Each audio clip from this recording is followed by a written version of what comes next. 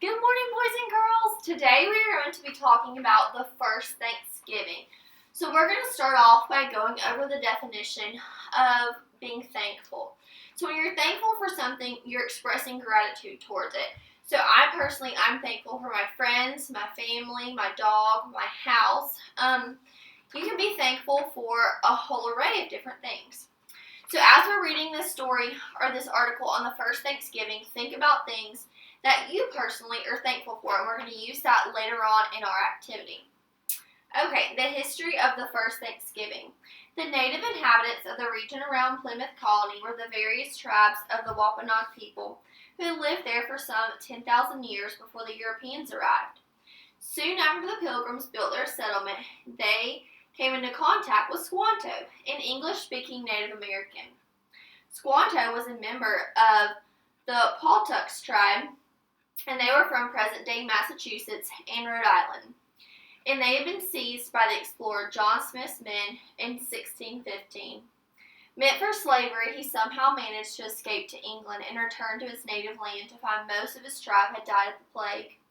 In addition to interpreting and meditating between the colonial leaders and Native American chiefs, Squanto taught the Pilgrims how to plant corn, which became a very important crop. As well were to fish and hunt beaver. In the fall of 1621, the Pilgrims famously shared a harvest with the tribes, and the meal is now considered the basis for the first Thanksgiving. The first Thanksgiving likely did not include turkey or mashed potatoes, but the Wampanoag brought deer, and there would have been lots of local seafood, plus the fruits of the first Pilgrims' harvest, including pumpkin. After attempts to increase his own power by turning to the Pilgrims against Massasoit, Squanto died in 1622 while serving as Bradford's guide on an expedition around Cape Cod. So, as you can tell, their Thanksgiving was not like our Thanksgiving.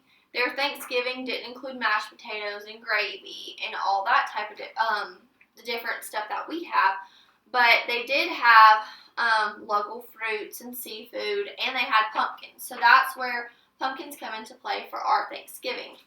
So now we're going to write a few things that are important out of this article on the board.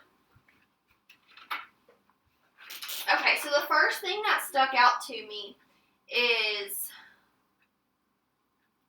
let's see.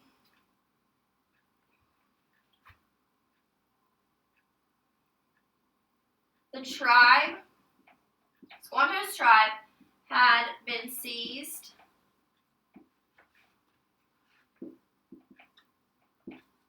by John Smith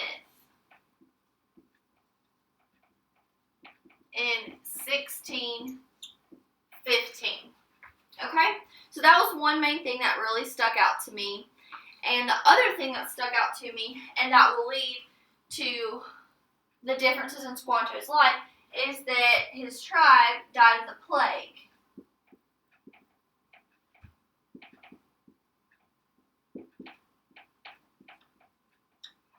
Okay, so now we're going to go on and we're going to read Squanto's biography and learn a little bit more about him before we go into our activity that we're going to do. Okay. Squanto was a Native American of the Pawtucks tribe who acted as an interpreter and guide to the Pilgrim settlers at Plymouth during the first winter in the New World. Born circa of 1580 near Plymouth, Massachusetts, Squanto is best remembered for serving as an interpreter and guide for the Pilgrim settlers at Plymouth in the 1620s. Historians know little about Squanto's life. He was an Indian born in present-day Massachusetts. Squanto is believed to have been captured as a young man along the Maine coast of 1605 by Captain George Wemyss, who had been commissioned by Plymouth Company Sir Fernando George to explore the coasts of Maine and Massachusetts, and reportedly captured Squanto along with 4 other people from his tribe because he thought his financial backers in the Britain might want to see some Indians. So as you can see, Squanto started off having a very, very rough life. And so this will go into play of what are some things that Squanto was thankful for. Now fluent in English, Squanto returned to his homeland in 1614 with English explorer John Smith, possibly acting as a guide, but was captured again by another British explorer, Thomas Hunt, and sold into slavery in Spain. Squanto escaped, lived with monks for a few years, and eventually returned to North America in 1619, and only to find his entire tribe died from smallpox. He went to live with the nearby Wampanoags. In 1621, Squanto was introduced to the Pilgrims at Plymouth and subsequently acted as an interpreter between the Pilgrims representatives and the Wampanoag chief. In fall of 1621, the Pilgrims and the Wampanoags celebrated the first Thanksgiving after reaping a successful crop.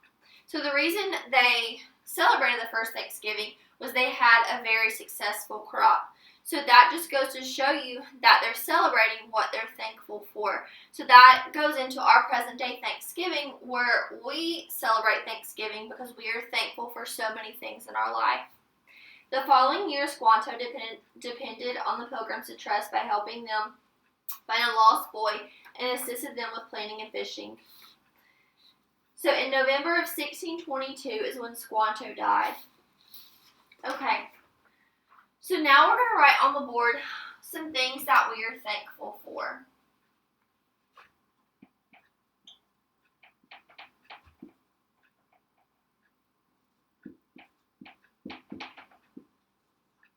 Okay, the first thing I'm going to start off writing is I'm thankful for my family and my friends.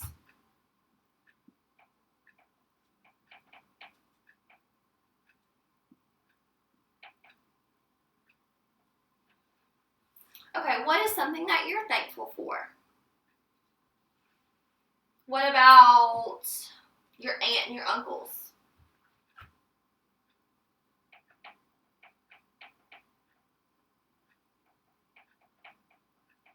What about our pets? Okay, these are just a few things that we're thankful for. So for our activity, I want you to write a list of at least 8 different things that you're thankful for. And on that, after you've wrote those 8 different things you're thankful for, I want you to write a good, well-written paragraph of each thing that you're thankful for and why you're thankful for that certain thing. So for me, I would write about my family, friends, my aunt, uncle, my pets, and then I'd have to add a few others to my list. But if I wanted to write about why I'm thankful for my family, I could say they're always there for me. They've never let me down. No matter what, my family's always there for me. And so that could be something that I could write about in my paragraph. So once you've wrote your paragraph, turn it face down. And if we have enough time, I'll come around and check off, and then we will read them as a class. So let me know if you have any questions. Are we good? Thumbs up, thumbs down? All right, thank you.